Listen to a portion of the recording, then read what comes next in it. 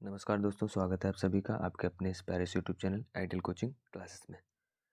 तो सभी लोग जो है यहाँ पर ध्यान देंगे कि जितने भी क्वेश्चन आपको यहाँ पर मिलने वाले हैं 100% ऑथेंटिक प्रश्न आपको यहाँ पर देखने को मिलेंगे।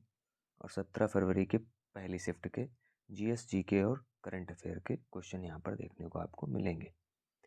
तो सभी लोग जो है लाइक शेयर सब्सक्राइब करना बिल्कुल ना भूलें, साथ ही बेल आइकन ज़रूर प्रेस कर लें ताकि कोई भी वीडियो आए तो आप तक सबसे पहले पहुँचे। क्वेश्चन है पहला, सार्वजनिक सत्यधर्म पुस्तक किसके द्वारा लिखी गई? तो वो है ज्योतिराव गोविंदराव फूले। ठीक है, ज्योतिराव गोविंदराव फूले। नेक्स्ट क्वेश्चन यहाँ पर देखने को आपको मिला, उससे पहले इसके बारे में थोड़ा सा जान लेते हैं कि सार्वजनिक सत्यधर्म पुस्तक को ज्योतिराव गोविंदराव फूले ने लिखा था, या ज्योतिराव गोविंदराव फूले कह सकते हैं। ये एक भारतीय समाज सुधारक, विचारक और लेखक थे। और यह जो पुस्तक थी किस में लिखी थी भाई? तो मराठी में लिखी गई थी। आपसे क्वेश्चन ये भी पूछा जा सकता है। अगला क्वेश्चन यहाँ पर देखने को मिला, भक्ति प्रदीप कुलकर्णी किससे संबंधित हैं? तो भक्ति प्रदीप जो कुलकर्णी है वो शतरंज से संबंधित हैं। और इनके बारे में थोड़ा सा जानते हैं कि यह एक भारतीय शतरंज खिलाड़ी हैं जिन्होंने राष्ट्रीय और अंतर्राष्ट्रीय टूर्नामेंट जीते हैं कई। और 2022 में अर्जुन पुरस्कार से इन्हें सम्मानित भी किया गया, जो भारत में खेलों के लिए सर्वोच्च सम्मानों में से एक है। अर्जुन पुरस्कार सबसे बड़ा है खेलों में से। नेक्स्ट अगर हम बात करें तो अगला था कि सोनल मान सिंह को पद्म विभूषण कब मिला था? तो 2003 को। भारतीय शास्त्रीय नृत्यांगना सोनल मान सिंह को साल 2003 में पद्म विभूषण से सम्मानित किया गया था। वह पद्म विभूषण पाने वाली पहली भारतीय महिला नृत्यांगना थी। नेक्स्ट यहाँ पर क्वेश्चन अगर हम देखें पॉइंट कि साल 1992 में उन्हें पद्म भूषण से भी सम्मानित किया गया था। साल 1987 में उन्हें संगीत नाटक अकादमी पुरस्कार से भी सम्मानित किया गया था। अगला देखिए गाने, दूसरा क्वेश्चन है जो कि गाने से रिलेटेड है। अभी डीजे वाले बाबू का आया था, अभी आया आपका लंदन ठुमकदा। तो जो लंदन ठुमकदा है इसके संगीतकार कौन है? तो वो है हमारी नेहा कक्कड़ जी। ठीक है, और लंदन ठुमकदा यानी आपकी जो फिल्म क्वीन आई थी 2014 में, किसकी आई थी? तो कंगना रनौत की थी। ठीक है, इस गाने को लब जंजुआ, नेहा कक्कड़ और सोनू कक्कड़ ने गाया है। और इसका संगीत जो है अमित त्रिवेदी ने दिया, और बोल किसके हैं? तो अन्विता दत्त के हैं। अगला है कि नेक्स्ट क्वेश्चन देखने को मिला यहाँ पर, संविधान के किस अनुच्छेद के तहत राज्य का अनुसूचित जनजातियों के शैक्षिक और आर्थिक हितों के बढ़ावा देने का निर्देश है? तो अनुच्छेद 46 में। संविधान के अनुच्छेद 46 के तहत राज्य को अनुसूचित जनजातियों के शैक्षिक और आर्थिक हितों को बढ़ावा देने का निर्देश है। इसके अलावा 15 ए में, ए यहाँ पर होना चाहिए, 15 ए में भी अनुसूचित जनजातियों की शैक्षिक उन्नति के लिए विशेष प्रावधान को शामिल किया गया है, उनका जिक्र किया गया है। अगला क्वेश्चन यहाँ पर देखने को मिला कि एशियाई खेलों 2023 में जो हुए थे, भारत का ध्वजवाहक कौन है? ठीक है, तो वो है हरमनप्रीत सिंह और लवलीना बोरगोहेन। 2023 में भारत के ध्वजवाहक हरमनप्रीत सिंह और लवलीना बोरगोहेन थे। ये दोनों खिलाड़ी उद्घाटन समारोह में भारत का नेतृत्व करने के लिए शामिल हुए थे।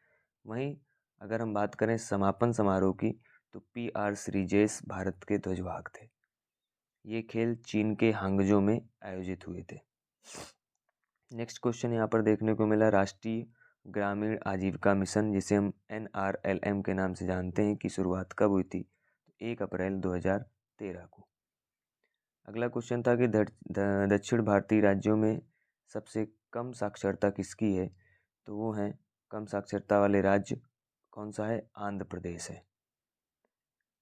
अगर हम बात करें दक्षिण भारतीय राज्यों की साक्षरता दर 2023 के अनुसार, तो केरल 94% यानी सबसे अधिक, तमिलनाडु 82 से 84%, कर्नाटक 76 से 78%, आंध्र प्रदेश 66 से 68% जो कि सबसे कम।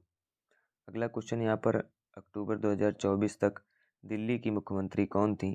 तो वो थी अतिशी मरलेना।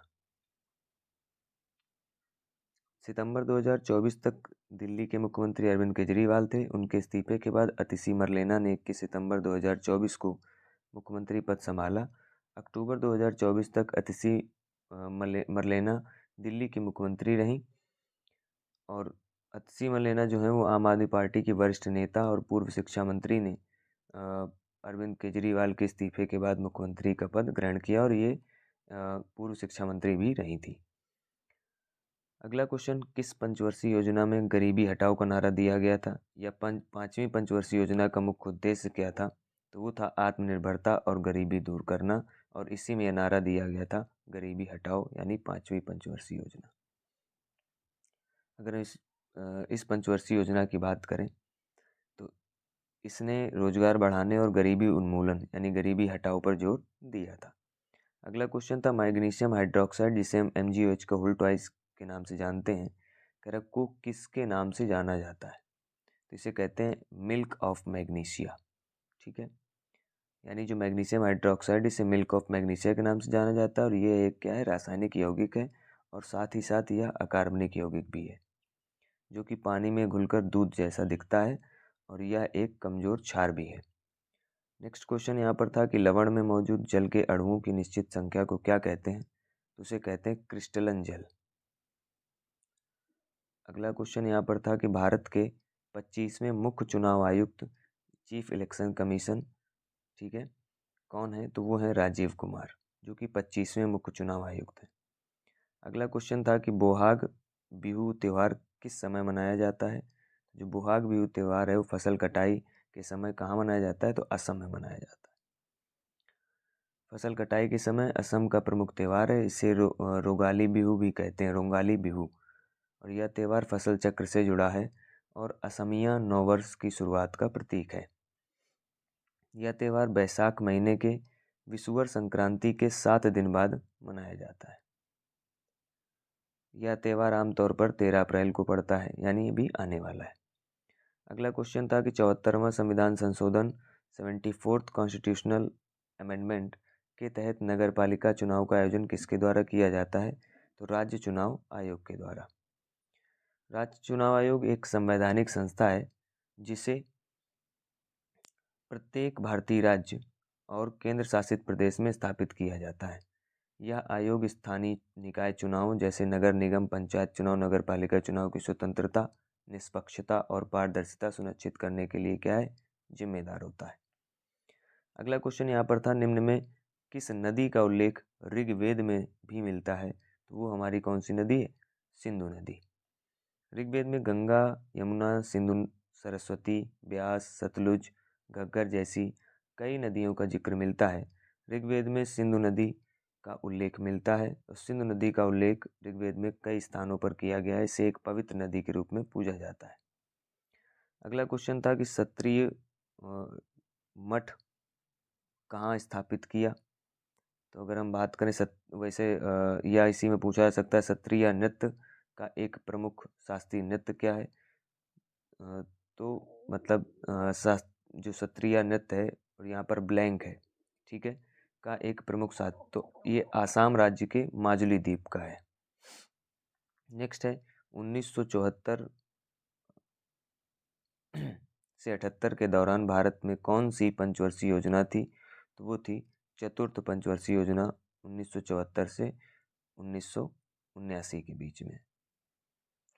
यह योजना 1974 में शुरू हुई थी, इसकी समाप्ति 1979 यानी 1979 में हुई थी।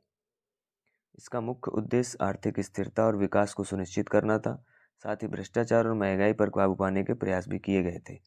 इस योजना का ध्यान आधुनिक उद्योगों और विकसित बुनियादी ढांचे पर था, लेकिन योजना का कार्यान्वयन कुछ चुनौतियों का सामना करता रहा।